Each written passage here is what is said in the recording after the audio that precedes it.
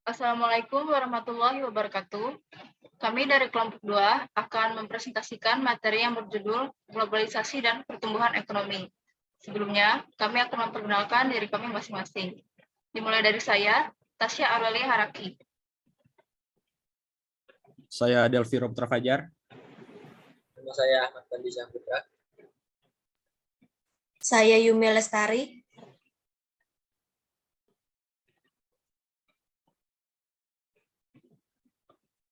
Saya Muhammad Satriadi Harapsi.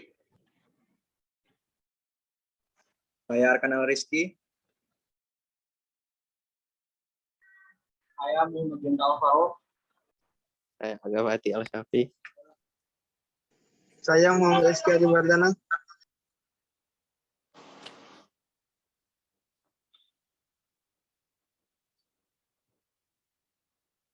Saya Aditya Hendra Yuliansyah.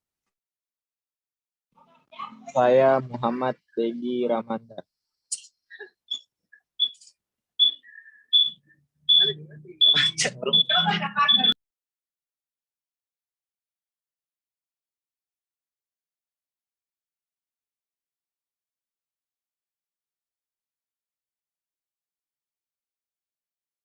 Berikut adalah materi-materi yang akan kami presentasikan. Yang pertama, definisi globalisasi yang akan dibacakan oleh Ahmad Fadli. Lalu yang kedua, faktor-faktor yang mewujudkan globalisasi yang akan dibacakan oleh Septriadi, Aga, Delviro, dan Yumi. Lalu yang materi yang terakhir adalah globalisasi dan pertumbuhan ekonomi yang dibagi menjadi 2 submateri, yaitu kebaikan globalisasi akan dibacakan oleh Arkan, Rizky, dan Genta. Lalu yang terakhir adalah ketidakpuasan terhadap globalisasi yang akan dibacakan oleh Aditya dan Degi. Materi pertama yaitu definisi globalisasi. Kepada Ahmad Fadli dipersilakan. 1. Definisi globalisasi. Pada dasarnya, konsep globalisasi merupakan konsep yang berlaku di berbagai bidang. Konsep globalisasi ada yang pada bidang ekonomi sendiri dapat didefinisikan sebagai peningkatan ketergantungan antara satu sama lain dalam keadaan dan kegiatan ekonomi di antara berbagai negara di dunia.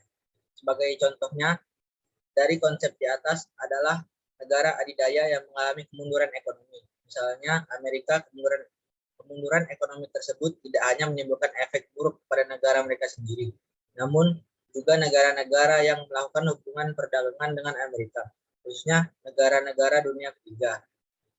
Kemampuan Amerika untuk mengimpor akan menurun dan ini mengakibatkan penurunan ekspor bagi negara-negara lain tersebut.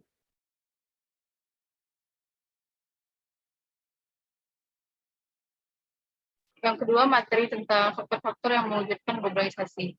Pada Septriadi dipersilakan. Faktor-faktor yang mewujudkan globalisasi. Sebelumnya, perlu diketahui bahwa globalisasi yang terjadi pada ekonomi luar negeri sudah bermula sejak lama, yaitu ketika bangsa-bangsa Eropa melakukan penjelajahan samudra ke berbagai benua. Hal ini mengakibatkan peningkatan perpindahan penduduk benua Eropa ke benua-benua tersebut sehingga investasi dan kegiatan perdagangan luar negeri berkembang. Namun, globalisasi sendiri selalu dikaitkan pada perkembangan ekonomi dunia dan hubungan ekonomi luar negeri yang berlaku sejak tahun 1970-an. Semenjak itu, ketergantungan di antara berbagai negara menjadi semakin tinggi. Hal ini disebabkan oleh beberapa faktor yang akan dibacakan selanjutnya.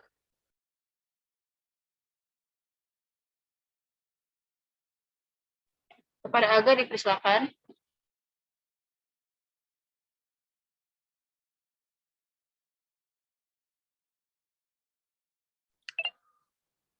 A. Perkembangan politik dunia.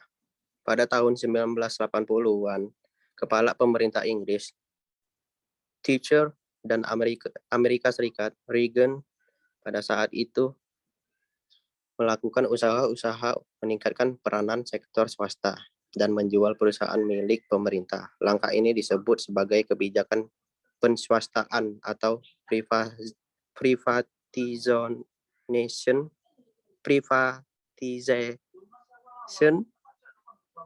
Semenjak itulah berbagai negara maju meningkatkan peranan swasta dan menciptakan sistem ekonomi campuran yang lebih condong kepada sistem pada pasar bebas.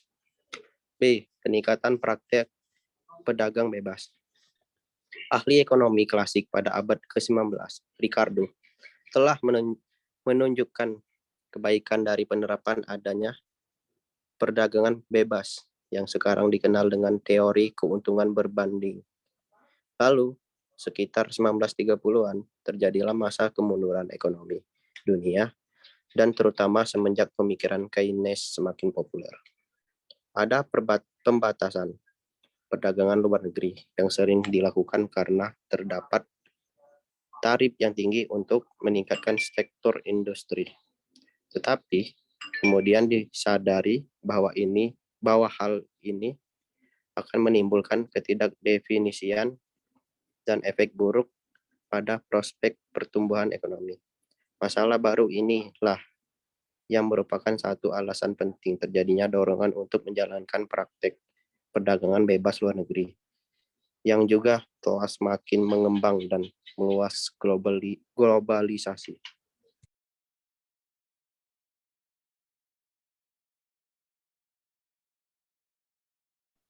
Yang ketiga, faktor yang ketiga ialah perkembangan perusahaan multinasional. Semenjak Perang Dunia Kedua, perusahaan-perusahaan besar di berbagai negara maju mulai mengembangkan investasi ke negara di luar negara asalnya. Penanaman modal ke negara lain tersebut bukan saja terbatas ke negara maju lainnya, tetapi juga ke negara-negara berkembang. Perusahaan raksasa ini dikenal dengan nama Multinational Corporation atau MNC. Pada waktu permulaan dari perkembangannya, yang terutama mengembangkan operasinya adalah perusahaan industri dan beroperasi di negara lain untuk memproduksikan dan menjual barangnya di negara baru, di mana perusahaan MNC beroperasi. Artinya, tujuan awalnya adalah untuk meluaskan pasar. Selanjutnya, perkembangan investasi portofolio di pasaran luar negeri. Kemajuan yang dicapai berbagai negara semenjak Perang Dunia Kedua telah meningkatkan kemakmuran dan tingkat pendapatan masyarakat sebanyak berkali lipat. Mengikuti peningkatan ini, tabungan masyarakat menjadi semakin besar dan institusi keuangan dan juga pasaran keuangan menjadi semakin berkembang. Pertambahan dana tabungan inilah yang diikuti pula oleh perkembangan institusi keuangan dan pasaran keuangan. Diikuti juga dengan dua perkembangan berikut, yaitu yang pertama, perkembangan praktek penswastaan dan peranan pasaran bebas seperti diterangkan di atas tadi, dan yang kedua, kemajuan dalam bidang IT yang memungkinkan pengaliran dana ke berbagai tempat dijalankan dengan lebih efisien.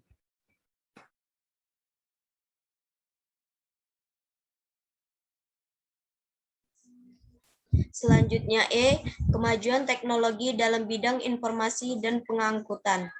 Perkembangan teknologi informasi antara lain menyebabkan aliran keluar masuk uang dan dana dari suatu negara ke negara lain dapat dilakukan dengan lebih cepat. Hal ini mendorong kepada peningkatan koefisienan dalam membiayai transaksi perdagangan luar.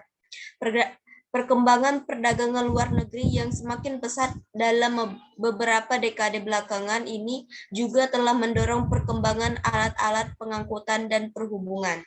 Perkembangan peralatan pengangkutan telah membantu wujudnya perkembangan perdagangan luar negeri yang lebih pesat. Tanpa perkembangan ini, perluasan dalam perdagangan luar negeri akan terlambat. Selanjutnya itu globalisasi dan pertumbuhan ekonomi.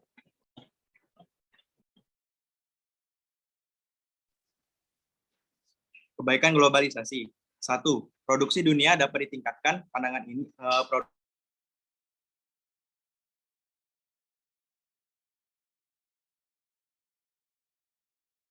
Baiklah, satu, produksi dunia dapat ditingkatkan. Pandangan ini sesuai dengan teori keuntungan berbanding dari Ricardo. Melalui spesialisasi dan perdagangan, faktor-faktor produksi dunia dapat digunakan dengan lebih efisien. Output dunia bertambah dan masyarakat akan memperoleh keuntungan dari spesialisasi dan perdagangan dalam bentuk pendapatan yang meningkat. Yang selanjutnya dapat meningkatkan perbelanjaan dan tabungan. Lalu yang kedua adalah meningkatkan kemakmuran masyarakat dalam suatu negara. Perdagangan yang lebih bebas memungkinkan masyarakat dari berbagai negara mengimpor lebih banyak barang dari luar negeri. Hal ini menyebabkan konsumen mempunyai pilihan barang yang lebih banyak. Selain itu, konsumen juga dapat menikmati barang yang lebih baik dengan harga yang lebih rendah.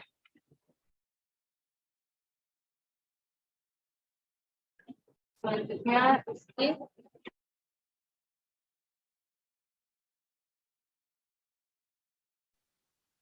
Kebaikan globalisasi.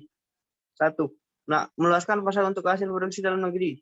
Perdagangan luar negeri yang lebih bebas memungkinkan setiap warga negara memperoleh pasar yang jauh lebih luas dari pasar dalam negeri. Perluasan pasar produksi tentunya dapat mempercepat pertumbuhan ekonomi suatu negara. 2. Dapat memperoleh lebih banyak modal dan teknologi yang lebih baik. Modal dapat diperoleh dari investasi asing dan terutama dinikmati oleh negara-negara berkembang karena masalah kekurangan modal dan tenaga ahli serta tenaga terdidik yang berpengalaman kebanyakan dihadapi oleh negara-negara berkembang. Investasi semacam ini disebut dengan foreign direct investment. Kebaikan globalisasi yang kelima adalah menyediakan dana tambahan untuk pembangunan ekonomi. Pembangunan sektor industri dan berbagai sektor lainnya bukan saja dikembangkan oleh perusahaan asing, tetapi terutamanya melalui investasi yang dilakukan oleh perusahaan swasta domestik. Perusahaan domestik ini seringkali memerlukan modal dari bank atau pasar saham, dana dari luar negeri, terutama dari negara-negara maju yang memasuki pasar uang dan pasar modal di dalam negeri dapat membantu menyediakan modal yang dibutuhkan tersebut.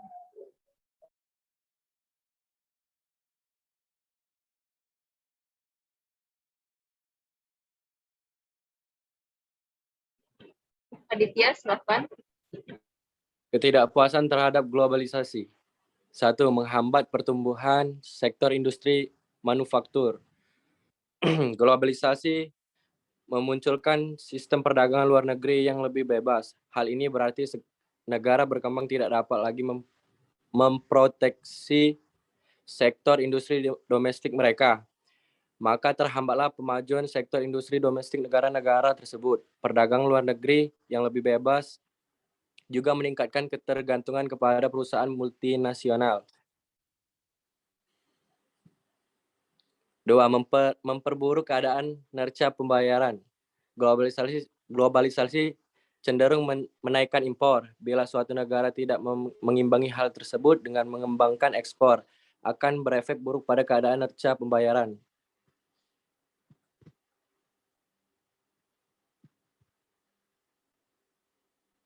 Degi, silakan.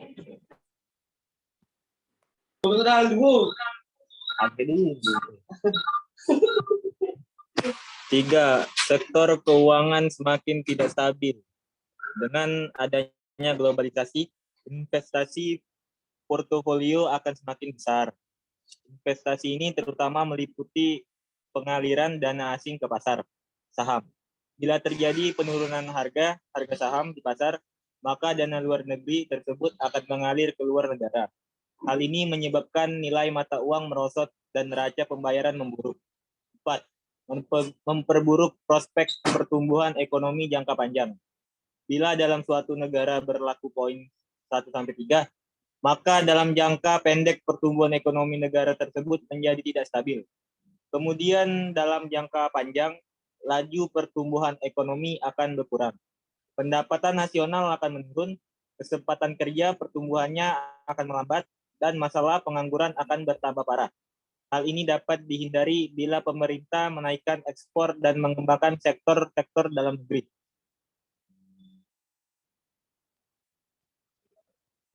Baiklah, demikian yang dapat kelompok kami sampaikan. Terima kasih telah menyaksikan. Wassalamualaikum warahmatullahi wabarakatuh. Waalaikumsalam warahmatullahi wabarakatuh.